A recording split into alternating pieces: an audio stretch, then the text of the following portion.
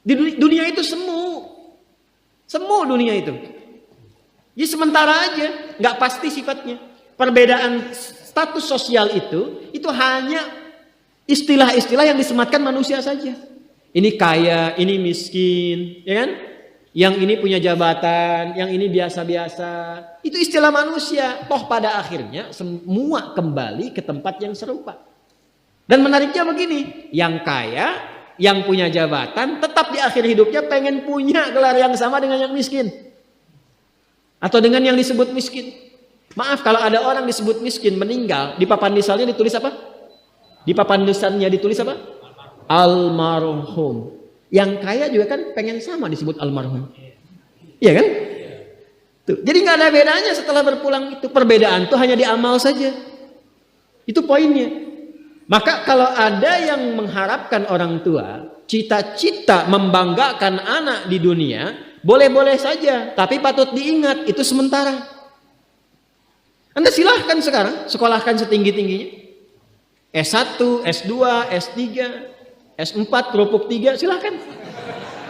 Mau dalam negeri, luar negeri, mau di Nagreg, mau di California, mau di Chicago, di Chicago, di Singaparna, Singapura, silahkan. Itu pilihan. Tapi saya cuma mau katakan begini, itu sementara. Dan persaingannya tidak istimewa. Karena jangan pun Anda yang beriman, yang belum beriman pun bisa melakukan itu. Apa yang dikira yang hebat matematika itu anak Anda saja. Anak orang lain pun bisa. Halo? Apa Anda kira yang jago fisika itu anak Anda saja yang beriman? Yang belum beriman pun bisa. Ya. Jadi perlombaannya itu rata semua. Dan gak ada yang istimewa. Kadang-kadang bingung ya. Kenapa sih yang di dunia itu terlalu diistimewakan gitu? Mengistimewakan yang hilang itu gak ada kerjaan. Mengagungkan yang hancur, yang sifatnya fana, rasanya biasa. Apa yang mau dibanggakan sih?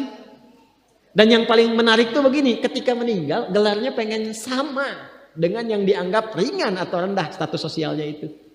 Tadi kalau orang miskin meninggal gelarnya apa? Ternyata yang kaya pun pengen sama almarhum juga. Kalau rakyat yang meninggal di papan nisannya ditulis apa? Almarhum. Ternyata pejabat juga pengen begitu, sama juga. Saya belum pernah dengar nanti kalau saya meninggal tulis gelarnya Almaun ya. Gak ada. Tetap almarhum juga. Jelas ya? Nah, maka yang dipikirkan itu perlombaan yang sejati itu begini. Perlombaan yang sejati itu adalah perlombaan untuk kehidupan yang abadi yang gak fana lagi. Jadi kalau pada saat itu unggul selamanya karena gak ada kematian lagi setelah itu. Itu yang dimaksudkan hadis Nabi. Kalaulah ada dunia ini punya nilai walaupun itu hanya bagian dari satu sayap nyamuk saja, ya, tentu tidak akan pernah Allah memberikan itu semua kepada orang-orang yang ingkar kepadanya. Ya. Karena kalau diberikan gak adil di situ. Ya. Karena itu sifatnya fana, ujian saja, pada akhirnya kembali. Nah, Abbas itu mampu membaca itu. Ini kehidupan sejak di zaman jahiliyah loh. Awas ya. Jadi risalah Islam itu membimbing pengikutnya, umatnya untuk berpikir lebih cerdas, di visioner. Makanya jadi muslim itu mesti cerdas. Beriman itu membuat Anda lebih pintar. Saya tanya begini ya, maaf ya. Sekali lagi mohon maafkan saya kalau perumpamaan ini kurang menyenangkan. Kalau ada yang abadi dengan yang sementara, Anda pilih yang mana? Masa? Sholat itu untuk yang abadi atau yang sementara? Abadi. Baik. Mobil itu untuk yang abadi atau yang sementara? Pilih yang abadi apa sementara?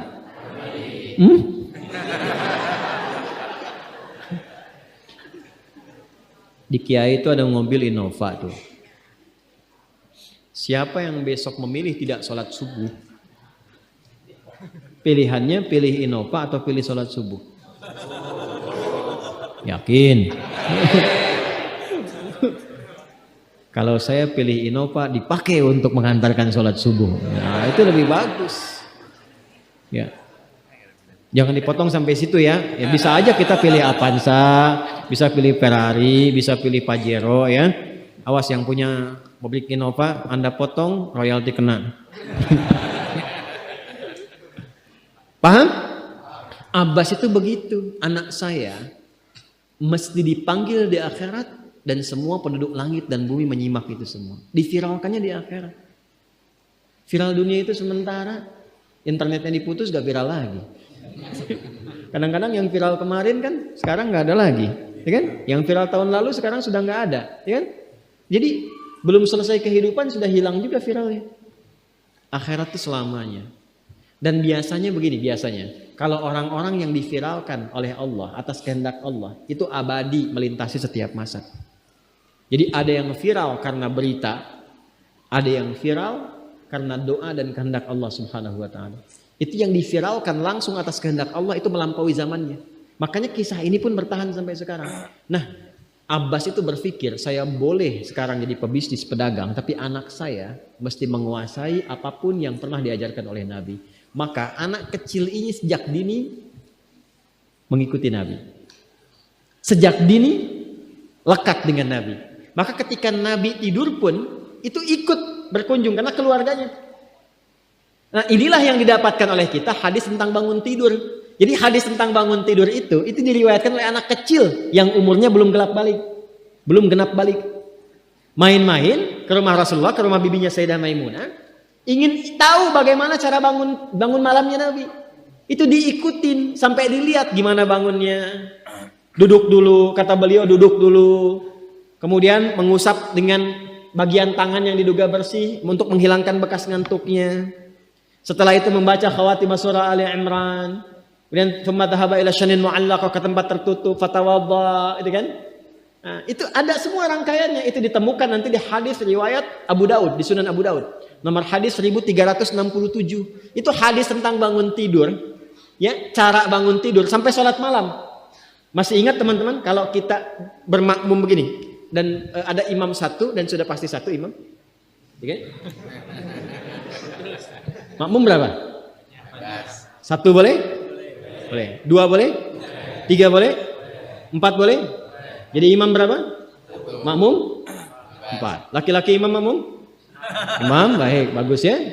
Nah, dan imam kan laki-laki. Kalau perempuan imam untuk perempuan kan? Laki-laki untuk perempuan dan untuk laki-laki. Fokus ini. Kalau satu begini, satu laki-laki, kemudian di belakang laki-laki. Ini kan posisinya boleh sejajar kan? Ya kan? Yang imam ini, makmum ini kan? Tadinya di belakang, tarik begini sejajar. Ini yang meriwayatkan anak kecil yang belum balik itu. Itu riwayat Ibnu Abbas. Satu paket. Termasuk sholat, kemarin kan kita tarawih kan, sholat malam. Yang dua rakaat itu kan. Ya, sholat malam yang sampai 11 itu, tambah khafifatain 2, itu riwayatnya ini. Yang sholat tahajud malam yang 11 rakaat, tambah khafifatain 2, itu riwayatnya ini. Tutup dengan witir 1 rakaat. Itu anak kecil yang meriwayatkan. Dan tahukah Anda? Sepeninggal Nabi SAW, Abbas bapaknya ini hafal 200 hadis, anaknya Abdullah hafal 2000 hadis.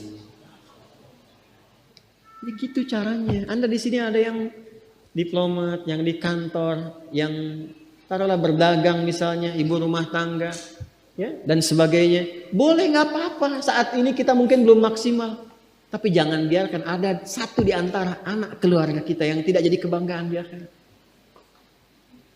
Tolong ya, tolong pulang dari sini dilihat. Anak Allah titipkan kepada saya berapa anak. Tolong siapkan jadi kebanggaan akhirat. Satu aja jadi ahli Quran.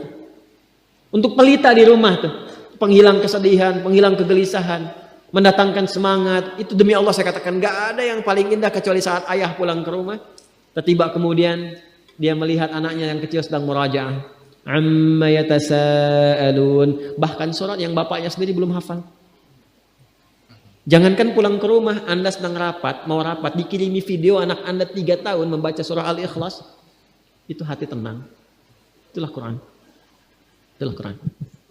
Maka belajar dari Ibnu Abbas ini, apa yang terjadi ketika orang tua mampu memfasilitasi anaknya demikian, sekalipun orang tuanya tidak mencapai apa yang diraih oleh anak, tapi orang tua mewarisi setiap pahala yang dihasilkan dari anak itu.